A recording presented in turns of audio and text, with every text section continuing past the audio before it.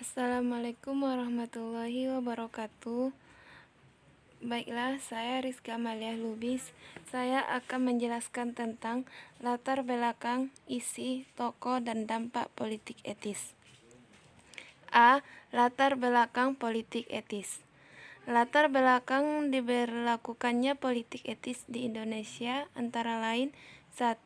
Sistem tanam paksa menimbulkan penderitaan rakyat Indonesia. 2. Sistem ekonomi liberal tidak memperbaiki kesejahteraan rakyat. 3. Belanda melakukan penekanan dan penindasan terhadap rakyat. 4. Rakyat kehilangan tanahnya. 5. Adanya kritik dari kaum intelektual Belanda sendiri.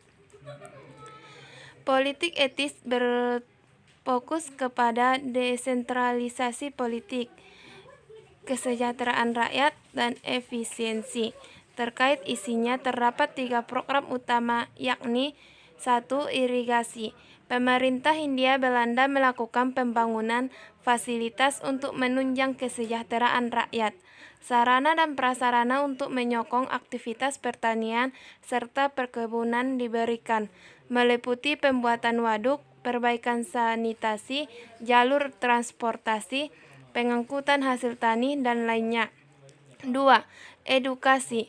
Peningkatan kualitas sumber daya manusia dan upaya mengurangi angka buta huruf masyarakat dilakukan.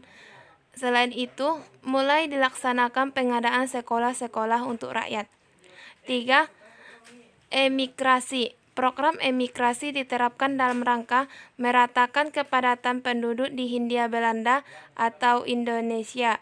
Pada tahun 1900 saja, Jawa dan Madura telah dihuni oleh 14 juta jiwa.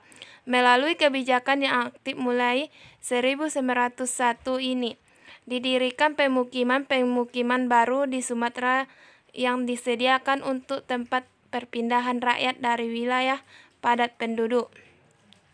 B. Tokoh yang terlibat dalam perumusan dan pelaksanaan politik etis di Indonesia, yaitu Mr. W.K. Baron van de Dam. 2. Hendrik Hubertus van Col. 3. Peter Broskop. 4. Konrad de Door van Deventer. 5. Walter Baron dan Houffet. 6. Fransen van de Voet. 7. Thorbecke. 8. De Westdekker atau Multatuli. C. Dampak positif dari politik etis. 1. Lahirnya berbagai organisasi pergerakan dan perhimpunan yang bersifat daerah maupun nasional di Indonesia. 2. Meningkatnya taraf pendidikan. 3. Munculnya golongan terpelajar atau priai berkat sekolah-sekolah Belanda. 4. Peningkatan produktivitas masyarakat Indonesia. 5. Dibangunnya sarana dan prasarana pendukung ekonomi di Indonesia. 6. Meningkatnya kesejahteraan hidup dan perekonomian bangsa Indonesia. Dampak negatif politik etis yaitu 1. Selain dampak positif, dampak negatif pun juga dirasakan oleh masyarakat Indonesia akibat politik etis ini, seperti adanya diskriminasi di bidang pendidikan. Dengan adanya diskriminasi ini, terjadi kesenjangan sosial dan ekonomi antara lapisan-lapisan masyarakat Indonesia. Selain itu, hanya segelintir kecil rakyat Indonesia saja yang bisa mengakses pendidikan.